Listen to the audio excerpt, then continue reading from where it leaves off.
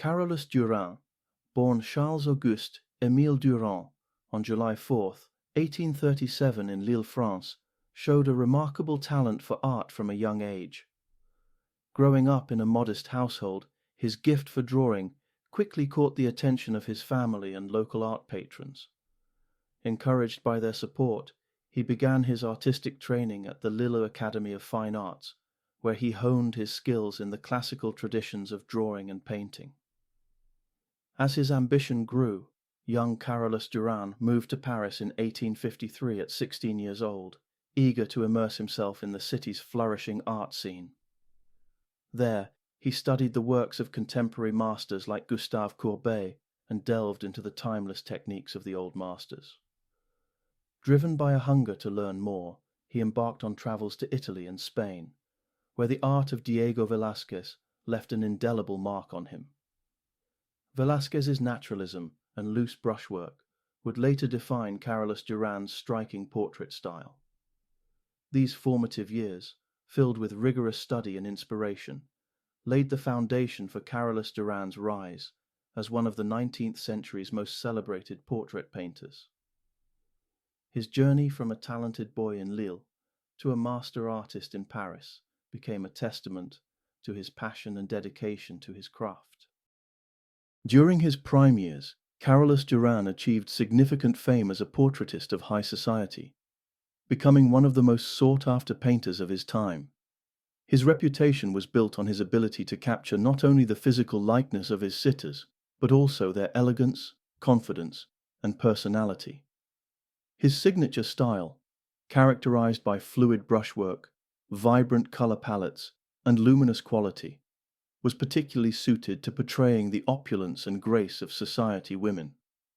The now famous portrait of the artist's wife established him solidly as the artist to be painted by, and won him many commissions.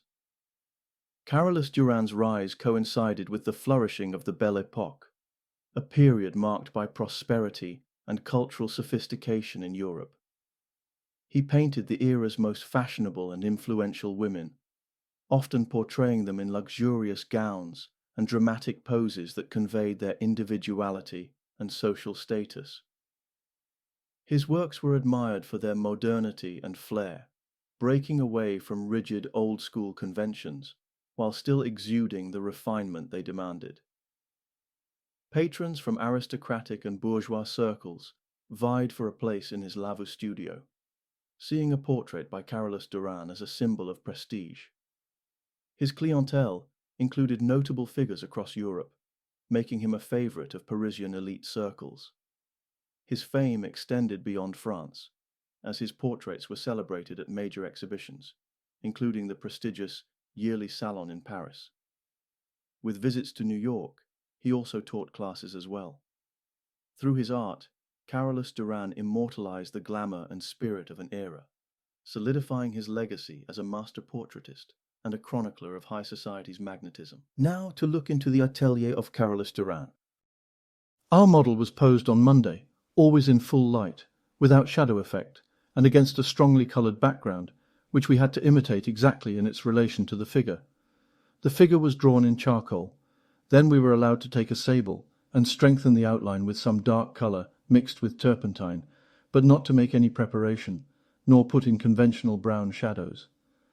The palette was set as follows: black, vert émeraude, raw umber, cobalt, lacquer ordinaire, a type of alizarin red, brun rouge or light red, yellow ochre, and white, the colours being placed on the palette in this order from left to right.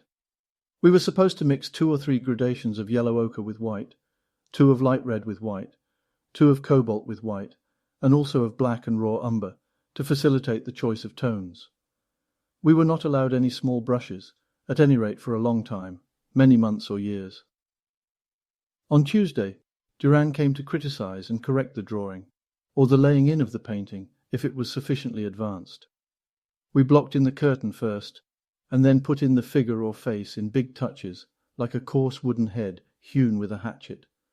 In fact, in a big mosaic, not bothering to soften things down, but to get the right amount of light and the proper colour, attending first to the highest light.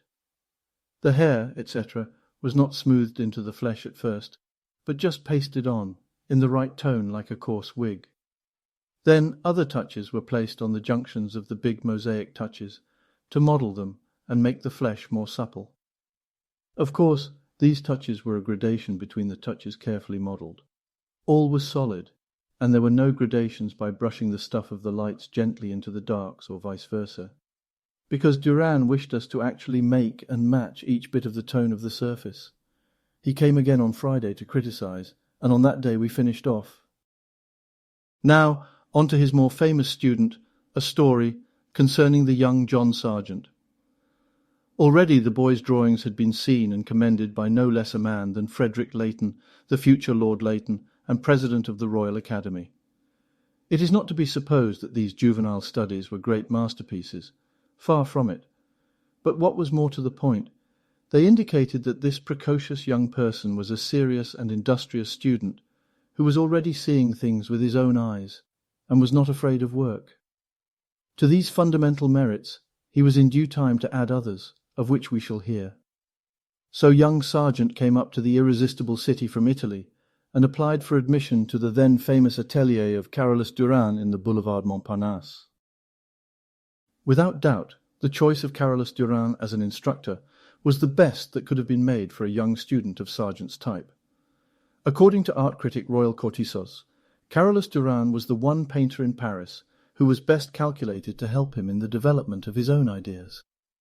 Duran taught Sargent how to handle his brushes in a workmanlike manner, how to draw and model with knowledge, and he taught him, above all other things, to keep his eye on the object when he was painting, to make sure of his facts. I say that Duran taught Sargent these things, but it is important to remember that the pupil had latent in his brain and hand all that the master could teach him, all and a great deal more. It was natural for him to see clearly, to draw truthfully. What Duran did was to help him to develop and organize his gift, and to keep him in an atmosphere of actuality, of close sympathy with modern life.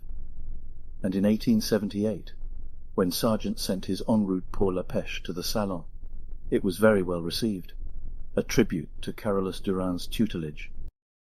And of Sargent's portraits, his greatness, the tremendous power of his hand, and the vigour of his expression can hardly be disputed. There is something remarkable in this. No doubt when Sargent first burst upon the British public, he was startling, the impressionist young wolf among so many mild, painterly sheep. But why is he startling still?